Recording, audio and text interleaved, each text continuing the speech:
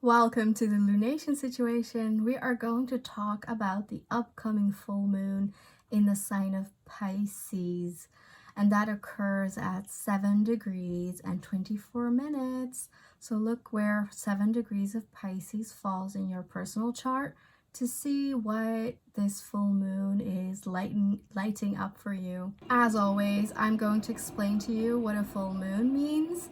Then I'm going to explain what the sign means, in this case Pisces, and then we're going to look at the chart to see the specific energies that are in the sky that might very well affect all of us. See, I created the lunation situation because the moon has such an effect on Earth, right? It changes the tides, it changes everything, the currents, the energies on Earth, and that's why I track the new moons and the full moons with you. And they always last, full moons and new moons last at least the two weeks until the next lunation. And as you know, new moons last at least 6 months, and sometimes these periods are even longer. So lunation situations are really relevant, and that's why I'm tapping into them with you. So don't just think that it's occurring on that date. It's actually a longer period around it. You could even feel some lunations much earlier and definitely after the occasion. So here we're talking about, again, the full moon in Pisces, and it occurs August 31st. So at the end of August, we have another full moon. We started the August month also with a full moon on August 1st. That was the full moon in Aquarius. So we end the month with another full moon. And that means that we have 2 full moons in 1 month, and that makes this one a once in a blue moon kind of energy, right? It only happens like usually once a year, that 2 lunations fall in the same month, especially full moons. That's what we call once in a blue moon. So you can see that there is something oddly special about this lunation. It doesn't happen often, so there's a magical element to it, which Pisces usually brings anyway. So first, we talk about what this is. Well, it's a full moon, and a full moon means that in the sky we see it full, big, round, and lit up. So it means that something is coming to light, something is being highlighted, something is shown from the depth of the darkness, something is being revealed. So full moons tend to be a very emotional time, so a lot of feelings, definitely in the sign of Pisces, will bubble up. Yeah, and sometimes it might be too much, like an overload of emotions and sensations and feelings. And on the other hand, a full moon always means a full circle to something. So something is wrapping up, something is coming to an end, a closure. It's about letting go. It's about trusting, surrendering to the currents. And it could also mean that the whole completion theme of a full moon lunation cycle is that you might celebrate something because you harvested something, because you are reaping the fruits of something you did much earlier. In this case, it could be the new moon in Pisces, which occurred February 20th, earlier this year. So these last 6 months, something you have completed something, and it will be revealed to you on August 31st what that is. And that could be a lesson, that could be a spiritual journey, that could be, emotions and healing. Something is more clear perhaps around this time with all that light from the moon. And now we can face whatever it is that we needed to face. So completions, endings, and if they are successful, then we are celebrating these. You know, full moons tend to be very social times, so this is also where you might want to have fun and gather with people, and if you've accomplished something, surely celebrate that.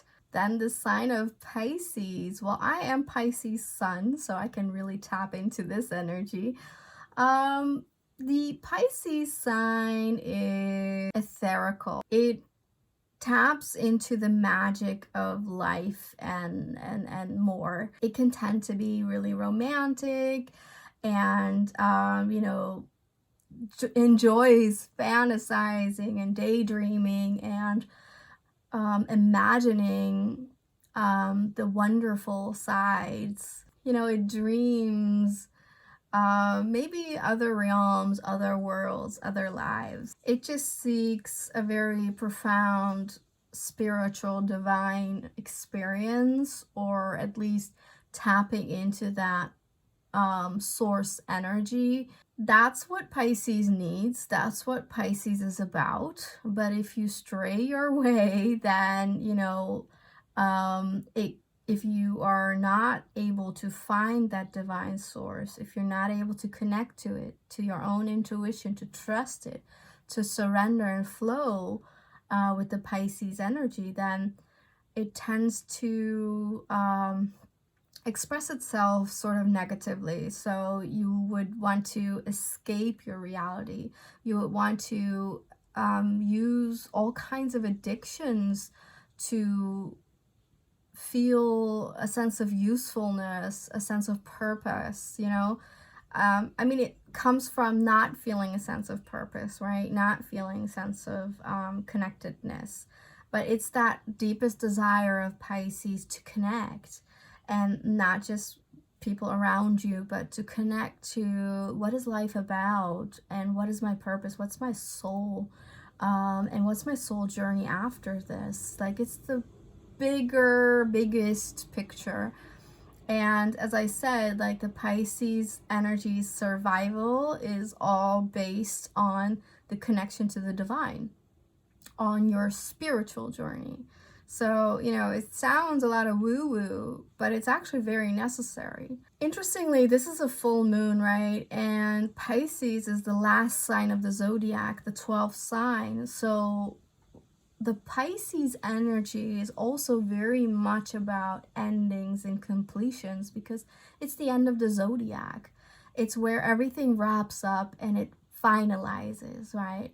And with Aries, it's births anew and a new cycle is born. But with Pisces, things come to an end. And that is why the ruler of Pisces is Neptune. And Neptune is all about removal, you know. It's like the ocean, washes away the unnecessary, the completed life lessons, and even you know, the completed sorrows, grief, emotions that are too heavy to bear. And they can all be washed away by that Neptune's watery magic. And it's why in the positive expression, Pisces is about the ultimate healing, the release, the surrender, the faith, the trust. And a great part of that is linking yourself up to your intuition. And we live in a world where there's a lot of noise keeping us distracted from that inner wisdom that we find in our intuition. So it's quite a journey to go back to the original voice within and to really find your center, your own unique expression, your own wisdom, and following that like almost religiously. It's quite that journey, and it requires so many components. You know, healing is a big word for that, and it's releasing a lot of emotions, right? It's about understanding as far as you can how your subconscious mind affects you, and then clearing a lot of the programs that, you know, that have created a certain automatic behavior in your life that is not who you really are in your essence. And Pisces is that energy where you tap into your soul, your soul's journey, and that's much more than this life on earth. And again, that divineness, that source, powerful energy that you link yourself up. Because the Pisces energy, even though it's the ending and the last sign of the zodiac, and maybe that's why actually, it understands that there is a whole journey after death. And it has implications on how you live your life. Pisces kind of gets that. And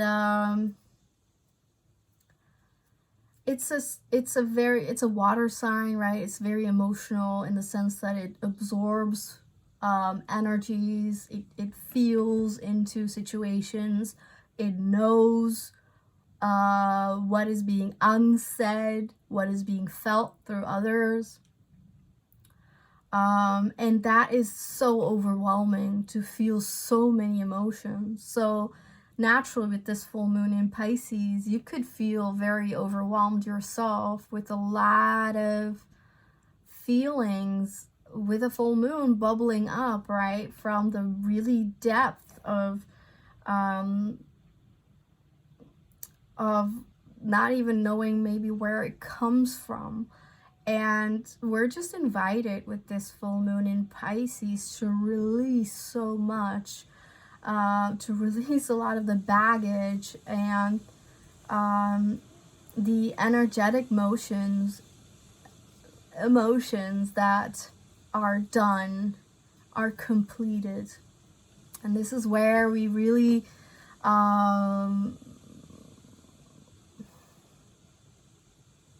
hopefully celebrate the journey of that completion, that we have let go. And, you know, surrendering, which is part of letting go, right, is again a whole journey.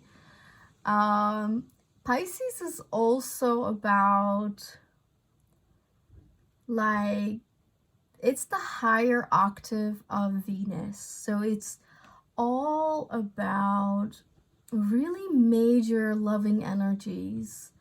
And, you know, they are really divine. That's why you have to connect to them, to the divine energy, to be able to feel these emotions, to be these emotions, to express these emotions. But ultimately, Pisces is about unconditional love and compassion and empathy and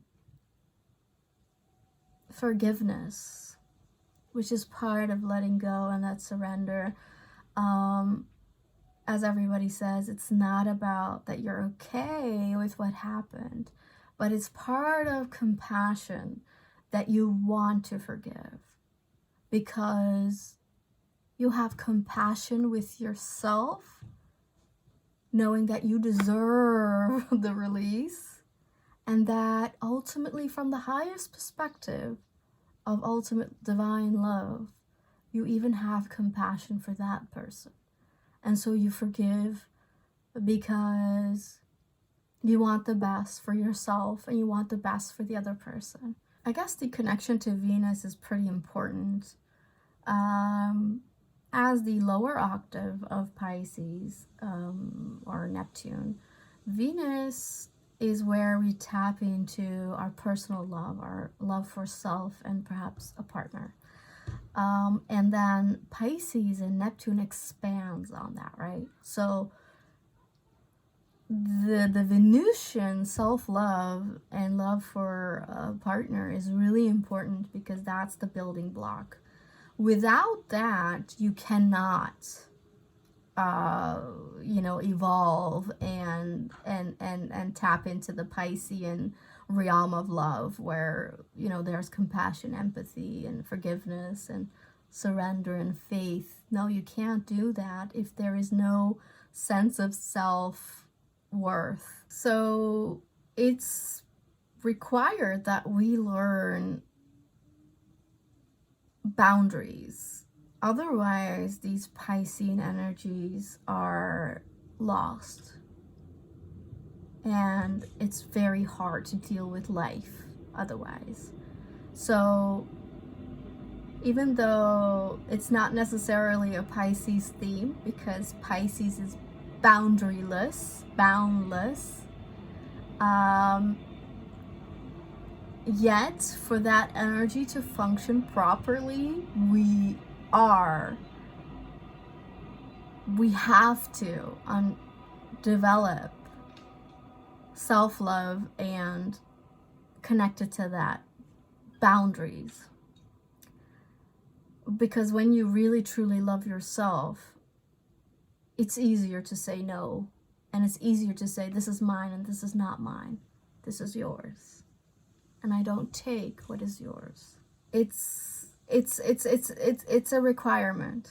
And maybe this full moon, if you're not there, will show you where the leaks of energies are, where you weren't able to express your boundaries, and then now it comes up for you to see, so that you develop your ability to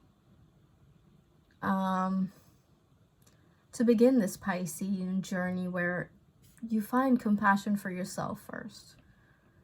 And I know it usually starts with compassion for others, because that's sort of okay in our society to have compassion for others. But when it comes to ourselves, usually most people are lacking that compassion. And then the compassion you have for others isn't really true. So, so this is a very introspective energy as well. Pisces turns within to tap into that intuition, to tap into these emotional sides of life, to tap into the source energy, the spiritual life. For that, solitude is required. And I call solitude solitude, it's where you're connecting to your soul, which isn't completely here. So we need silence and a lonely period, a quiet period of perhaps meditation, prayer, or creative outlets, because Pisces and Neptune are about the arts, as I said, the higher expression of Venus. So it's very much about creativity, the arts, music, poetry. So these things, or even photography, cinema, are ways that you can really express some of these emotions and to release them through the arts. The creative outlet is really important for Pisces energy. And thus, it will be useful with this full moon to have some creative outlets on the side. We all always should have that in life, but to really work through our emotions and to release some of these emotions, it's really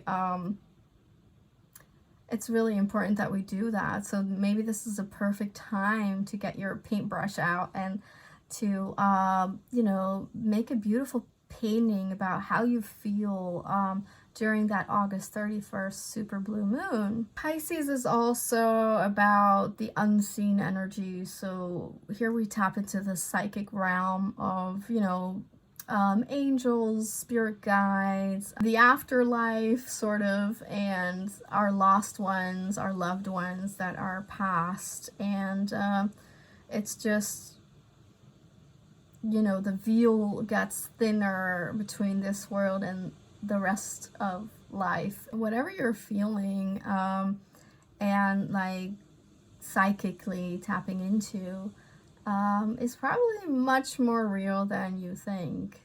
Just remember that Pisces is all about imagination, and that imagination is ultimately creation. And that Pisces is very close to the creational power, the source of all there is. So there's that too.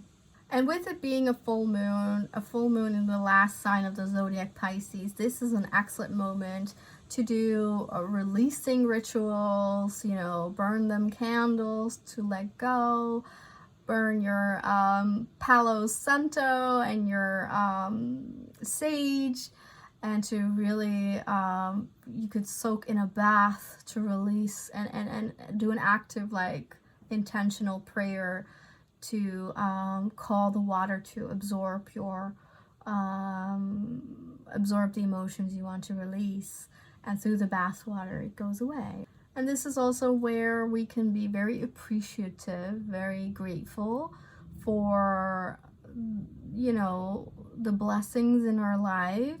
And the more we feel gratitude, the more we have things, experience things that we can be more grateful for. So part of the release, the letting go, the completion, the finalization of this energy, I feel that we can also be really thankful for the lessons, thankful for the experiences, even though maybe they weren't always nice. They did open us up spiritually, and they, you know, I suppose were a blessing in disguise, right? They were all about opening our eyes, about understanding more, about being tested in our ability to have compassion, to feel that. And once you're able to really get into the ultimate Piscean energy of being able to surrender, and really believe that everything happens for a reason, and that you're divinely guided through prayer, through creative outlets, through imagination, visualization. You become the creational power. So even though we surrender with this energy to all that is, that all that was, because we ain't changing that, right? That happened already. It's about learning the lessons and the blessings from that. But from here on now, you can co-create your life. And this is a Piscean element that maybe is overlooked, but the magic of life that Pisces really is about these things, as I said, you know, the magic of prayer, the magic of trust, the magic of creativity, the magic of, you know, visualizing your dreams, that you send clear messages to the universe, to the source, that is what you want. It's such an important part of creation, of manifestation, and that is also Piscean. So it's not just about not doing anything, it's about doing it energetically. You know, this is also very quantum. You know, like Aquarius, Aquarius is where the quantum energy really starts to bubble up. But Pisces is where you take the quantum to the next level. And that is that emotions, which are so overwhelming for Pisces, so in this world seems like a burden. It's actually, that is the magic. because it's energy. Emotions are energy, they're information. So it means that if you bind these wonderful creational aspects of Pisces, you know, that fantasizing, imagination, the arts, and faith, together with the emotions, you know, that's the magic. So I hope that with this full moon, you also experience that Piscean magic, that you are woken to the unseen parts of life that have so much potential, more than the seen parts of life, and that we're required to work with that as well. And as this is a psychic energy, this is also an excellent time to put out your tarot cards, to swing the pendulum, to invite that magic into your life, the guidance, the angelic realm, and all that, you know. Now let's look at the chart for August 31st. 7 degrees of Pisces is where the moon is at. Because it's full moon, it means that the sun is right opposite in the sign of Virgo. So we are in the Virgo season. That means that, you know, generally we're more inclined to, you know, have a bit of a cleanup, you know, getting ready to a busy, usually a busy September period, right? Where the schools start, where life starts again. I mean, the summer is sort of closing out, right? The relaxation is kind of closing out. So Virgo is all about getting in shape again, you know, watching your health, doing the exercises, doing the work that's required, looking at life's practical sides, wanting to improve your life, looking at the details. And the moon, as I said, is opposite in Pisces. Now, this is where it sort of gets interesting. There are not a lot of aspects to the moon. What really stands out is obviously the conjunction with Saturn. So the moon and Saturn are right next to each other. Saturn is in retrograde, so it is more reflective, more about reevaluation, reworking the Piscean energies. And I find it's really interesting that Saturn entered the sign of Pisces at the beginning of March. And, you know, with this lunation, we're almost at the beginning of September. And that means that it was 6 months ago that Saturn entered Pisces. So I do feel, especially with this conjunction to this moon, but also Saturn, I guess, being retrograde, that this is a very reflective period. Saturn being in the sign of Pisces for the last 6 months is now a point where we can really evaluate, how has Saturn in Pisces been working with us? How has it been affecting our lives? Have we had more of a vivid dream world? You know, were you able to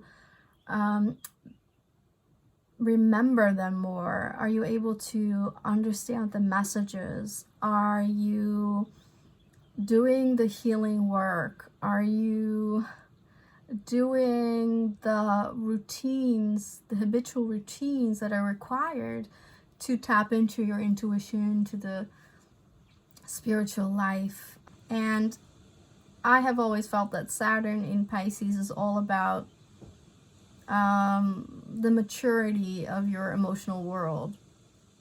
So 6 months in, this is an evaluation point. Have you matured emotionally? Can you see that in yourself, how you're responding differently, how you even manage all that emotions moving through you differently? Are you more mature about it? Are you taking responsibility for those emotions and how you deal with them? So I feel this being a full moon with this Saturn conjunction, that some of these things that I just mentioned about Saturn might really be revealed to you in this period around August 31st, where you might feel much more mature emotionally and really proud of yourself for the journey that you've in just 6 months, somehow have completed. That you're a boss of your emotions now, and that you really do things differently emotionally.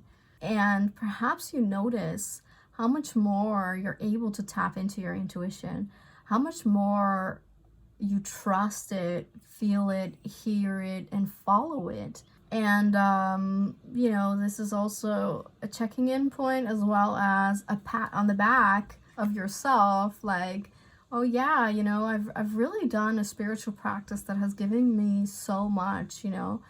I've been doing my prayers or my meditation or whatever it is to get into the quiet time, to tap into the spiritual side of it, and to really feel my soul speak more. That's really where we can reflect on that, and truly feel some kind of achievement, a success with it. Okay, now normally when I saw the moon conjunct Saturn, you'll hear a lot of astrologers say that it's a very sobering aspect. So I think it has two sides to it, right? It can be really sobering in the sense of addictions, because Pisces rules addictions, rules escapism, right? So when Pisces goes wrong, it goes really wrong. But this Saturn conjunct moon, full moon, is an excellent time to stop addictions, truly. So if you have an addiction to anything, first of all, please seek out help. You do not have to do these things alone. And secondly, we are never alone, right? That's also the Pisces energy. So this is an excellent time energetically to complete those cycles. And it's, addictions come in many forms, right? We usually think of alcohol and drugs, which are really, really difficult. But, there are so many other addictions to bad relationship, addictions to emotions that keep us stuck in the old ways, right? Most probably from childhood. Addiction to, obviously, other things as shopping, spending too much money, maybe even people pleasing, another addiction, right? Or sex, another addiction that's not beneficial for your life. Or low vibes, the wrong people, or whatever it is. You can now, with this full moon, break the cycles, break the patterns. And as Pisces is about the subconscious emotional side, the unseen aspect means that these patterns are deep rooted. They, not only can be from a trauma that you experience in this life, it could be past lives energy, and it doesn't necessarily mean your own in the sense of karma. That's, up to you if you believe that or not. But we all would subscribe to DNA, and in DNA there's the memory aspect, right? You literally inherit emotions and who knows what, patterns, even addictions, maybe. So a lot of these energies can go really deep and far beyond your own little life. So this is an opportunity with Saturn here to really cut that off. Yeah, this is a wonderful energy to work with in that sense. But, it's also about cutting off, removing certain emotions, certain behaviors, certain other, right? in a way, addictions, but I mean more as in other behaviors, right, that aren't beneficial for us. And usually these are old ways, and they may have helped in a certain time period in our lives, but they no longer serve, you know, they're not getting us anywhere. So this is a beautiful moment to cut off certain emotions, and yeah, behavior cycles. But on the other hand, Saturn could potentially sober some of that magical Piscean element, and you know, might bring us more down to earth. And be like, let's look at it practically. And you know, I love that. I don't actually see it as a contradiction, because Saturn is the aspect that you need with magic, because it grounds it in, right? It brings it into this reality. It makes it tangible. It makes it material, and like real, you know, brings it into this reality. So actually this is excellent in a way that, yeah, it might be sobering in some aspects, which is great anyway, right? I mean, we don't need to live in illusions, which is also a negative expression of Pisces. I mean, we do want to face, you know, whatever it is. And that maybe, you know, that Saturn here is also acceptance, right? And the sobering is like, well, it is what it is. And as I said, it's actually a manifestation PowerPoint, where you might now see it something physically in your life.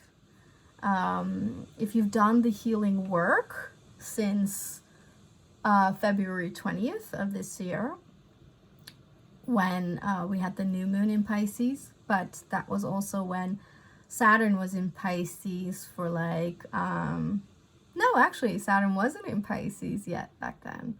So, but this is a checking in point of both that new moon in Pisces, but also Saturn in Pisces, okay?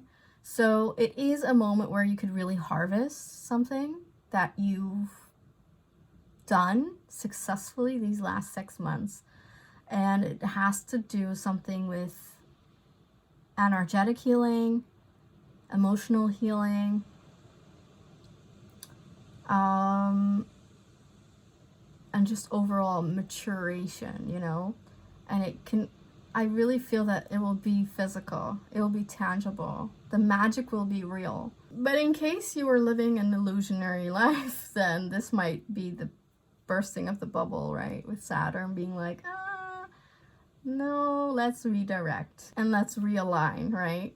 Also, I guess the next aspect that this moon is making is a quincunx to Mars, who is in Libra, at the beginning of Libra, 2 degrees of Libra. First of all, a quincunx is a very odd relationship. The two signs don't really, you know, understand each other, work differently, is what we usually say about quincunxes. Just have an awkward relationship, like it's just it's like an awkward outfit, like for instance where you put on a top that's not made well, so you have like these shoulders sticking out, you know, where you have those tops where it's not sewn properly, so you have this weird sticking out, like, and you know that, so you're constantly readjusting your top, but it's always going to stick out because it's a malfunction, right? Something like that. Just an example of how it could feel at work. And be like, you know, that. So there's a odd, weird feeling with our goals in life, our motivations, our desires, our lust. It's just really weird with this moon. Normally quincunxes can be that, where the energies are off and like weird and they don't really have a relationship. But to me, you know, Libra is Venus ruled, which is the lower octave of Pisces and Neptune, right? So actually there is a relationship, and it's literal because Libra is about relationships. The thing is that the weirdness and the awkwardness probably comes from Mars, who doesn't like to be in Libra. You know, Mars rules Aries, which is the opposite of Libra. So this is where you know, Mars is in detriment and not comfortable in Libra. So Mars likes to think about itself and place, you know, itself, prioritizing itself first, and like head first into goals and just following passions and instincts. But Libra is the opposite, right? It's like thinking about the other person, maybe even putting them first, and like finding the middle path and negotiating and thinking together and conversations together before there is any action, right? So Mars is being challenged here, where it has to like work together with people and has to share things before it can even take action. And so Mars is frustrated here most of all, not necessarily, I would say, the relationship with the moon. But I guess maybe that's where we tap into the quincunx, in the sense that because Mars is uncomfortable, and then the overload of emotions through the Piscean full moon is like, ugh, like Mars is just not having a good time. And Mars represents our body, our vitality, our lust for life, our ability to go after our goals, to complete our goals. So Mars doesn't know where to go, what direction to take. It means we don't know, right? So it means that there's a lot of energy of maybe wanting something, but then having to negotiate it with someone else. You can't decide on your own. You know, your mind is about success with that Saturn aspect to it, but Mars is being pushed to have success with someone else, with someone, you know, finding harmony and like a much lighter version of itself. And that's just a challenge.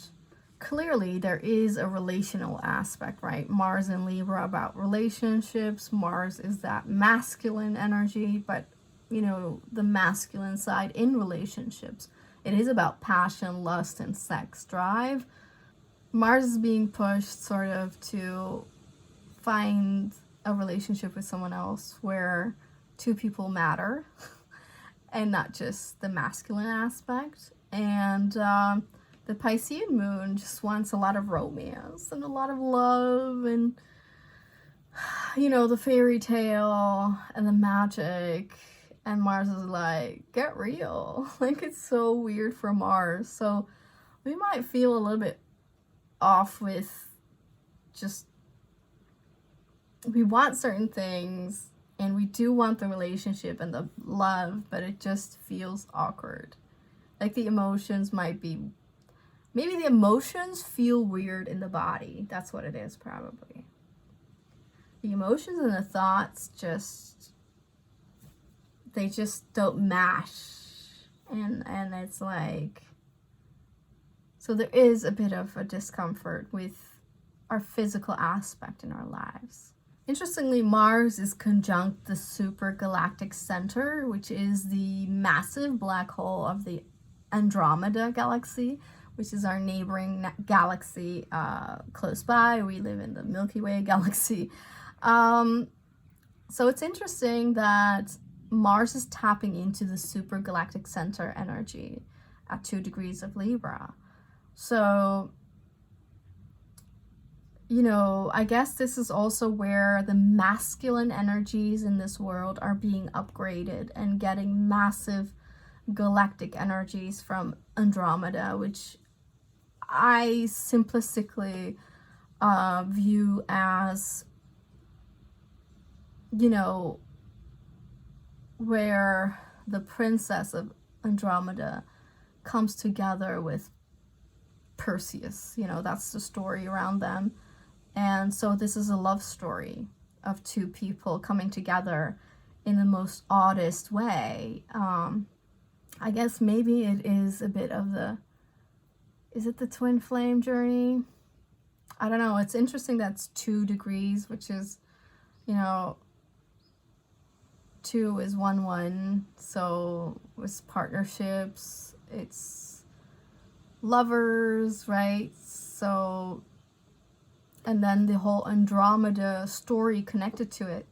This is about relationships and love, and the masculine aspect, which we all have within us, male or female. But I do think it is the male aspect more so, but then also the masculine in the women. That's having a divine cosmic upgrade. And it just feels weird, especially for the masculine, especially for the males. This might feel really weird, where suddenly they have to think about compassion, empathy, and unconditional love, which is not easy for the masculine because it tends to live from the egotistic side of love. It's why it rules Aries. So I hope that was clear. So there is a weird thing going on with relationship and the masculine in this energy. And it's out of this world, out of this galaxy even, what's occurring. So then we look at the ruler, and that's Neptune, as I said, who is retrograde in Pisces. And to me, what I understand is that Neptune retrograde is different from the other retrogrades, because Neptune usually rules like deception, illusions, and like cloudiness, fogginess, unclarity, right? It means that once it goes retrograde, it goes in the opposite direction. So actually there's so much more clarity with Neptune retrograde, so much more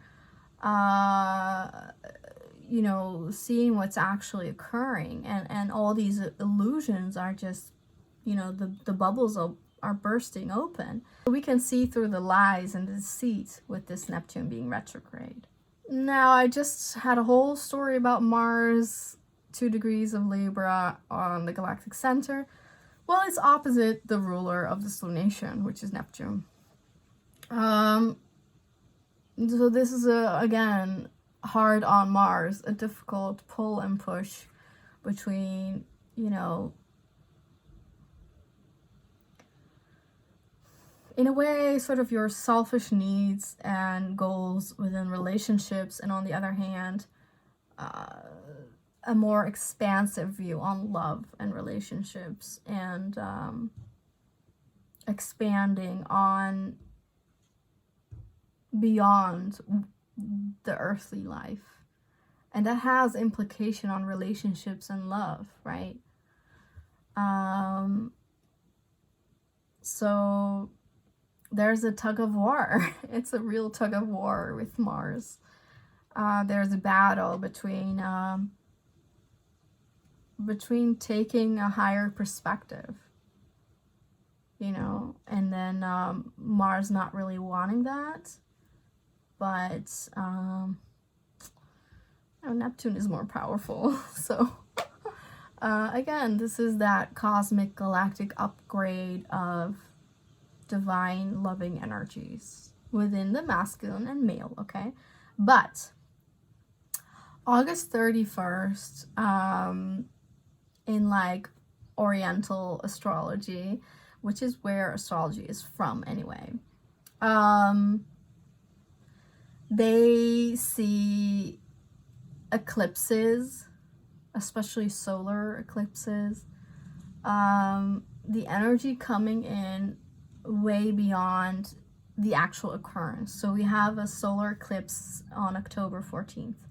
But here like 6 weeks prior, with this lunation, we already feel eclipse energies. So something profound and major really is occurring, and there is an undercurrent of cosmic galactic energies at play, okay?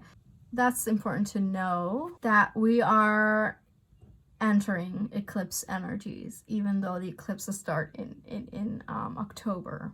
Now, the relevance for this is that the relationship between Neptune and Mars usually isn't that great for anything related to water. You know, cuts, wounds, the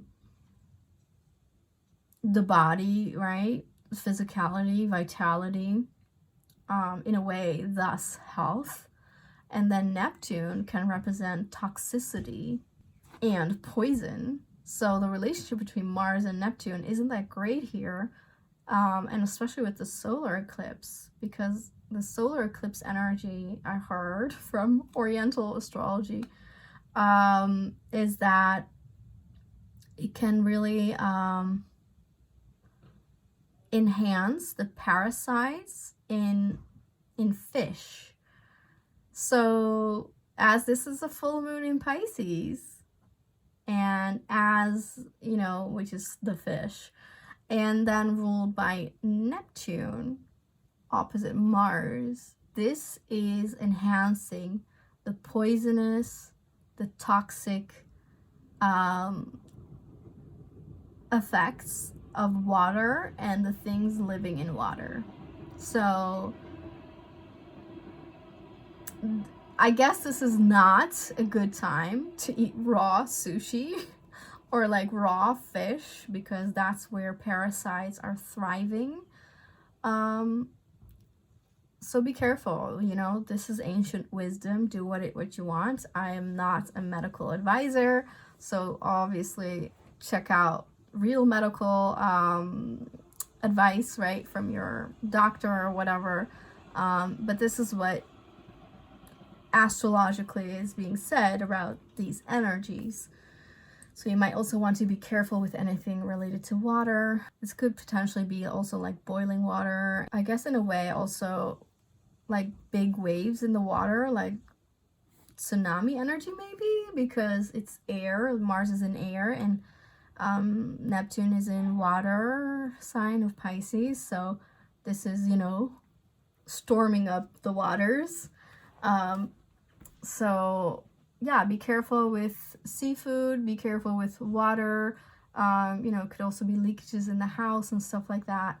You know, Mars being heat and the body and wounds. This is also just be careful with those things. And yeah, the ruler Neptune is also making a trine to the South Node in Libra, which has a bit of that Mars Libra energy, right? But the South Node in Libra is all about sort of negative ways of relating to people, not so great behavior in relationships, where again you put someone before you always regard their needs and you always think of them, which is an imbalance, so they don't think about you so much, you know.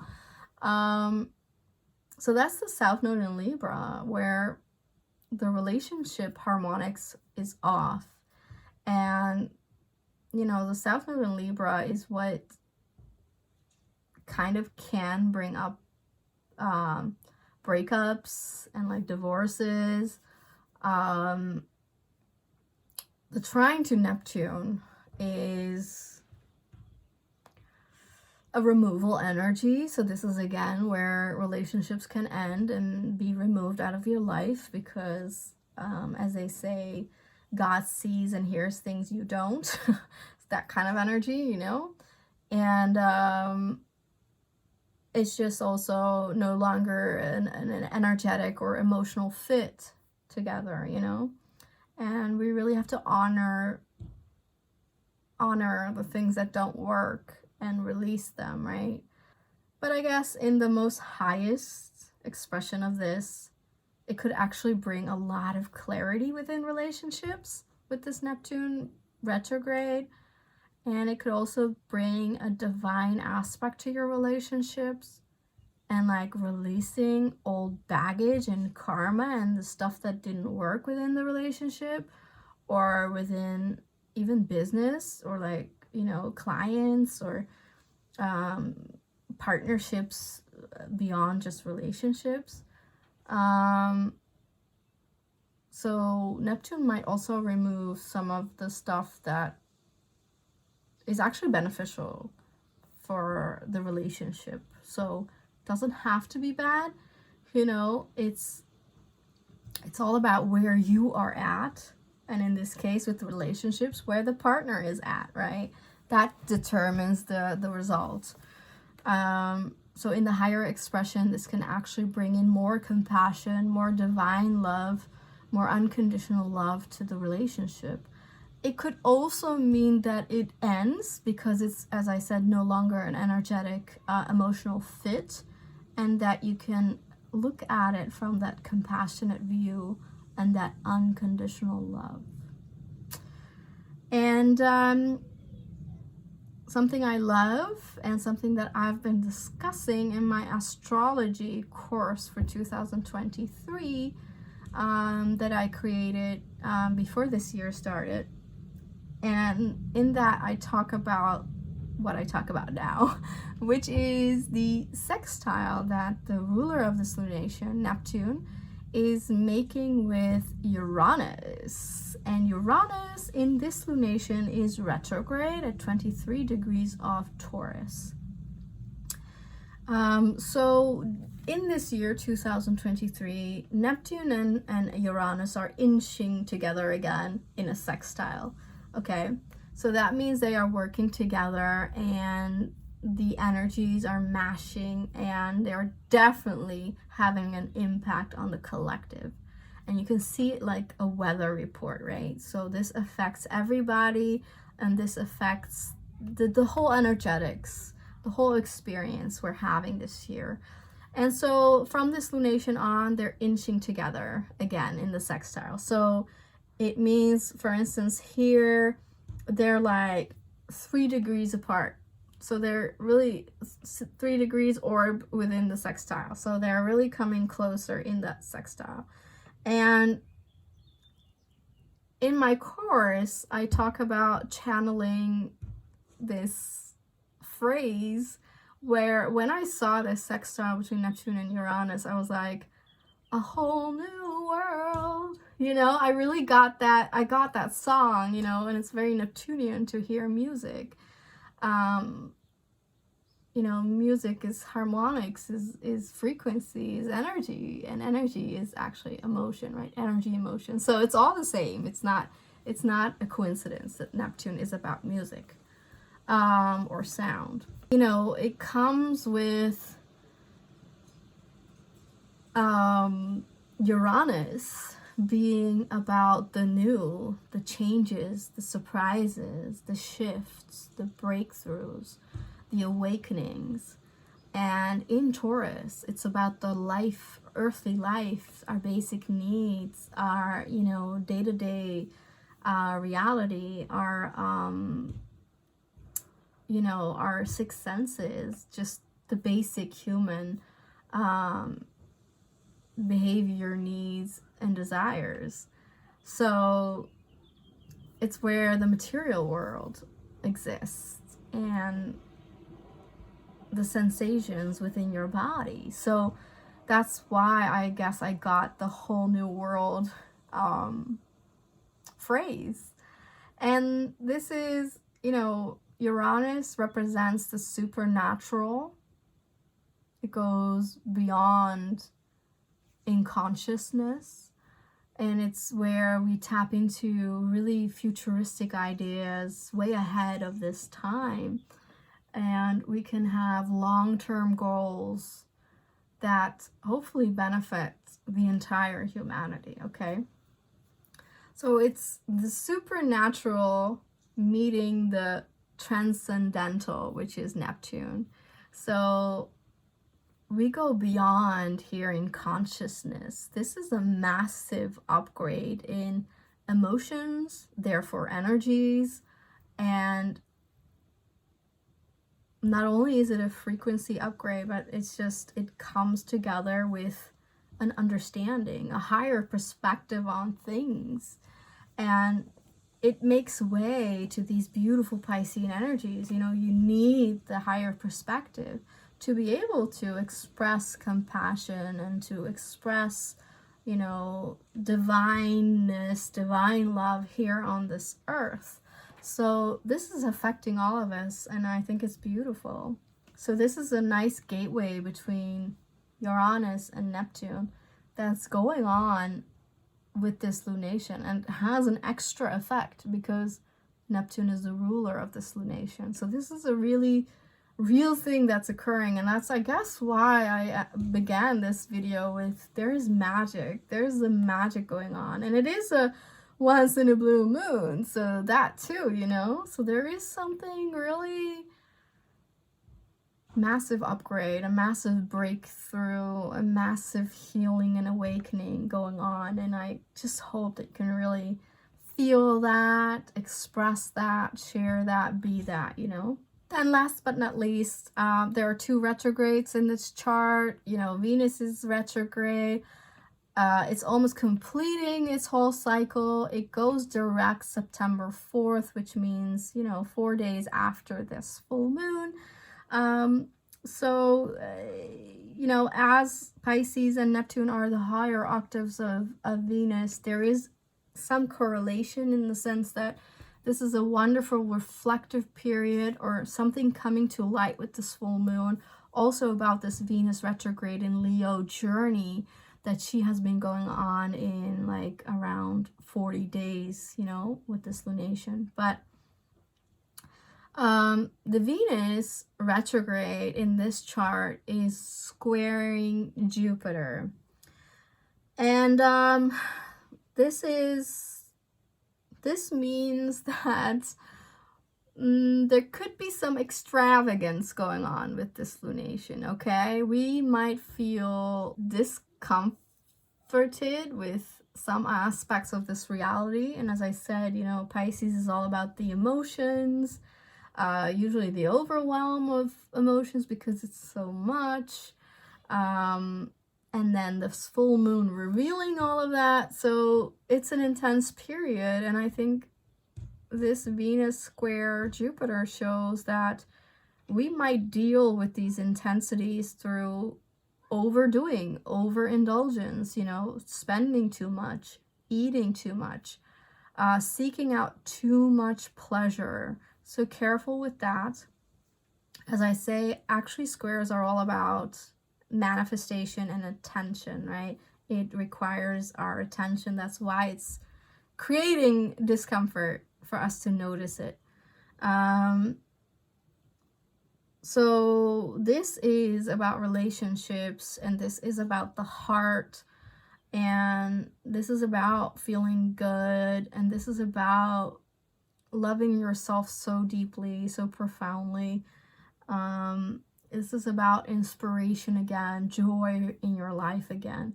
So the actual thing is that, but it might bubble up through not so nice feelings that we want to push away, but don't push away. There is a message in the discomfort. There is wisdom and a blessing in the discomfort.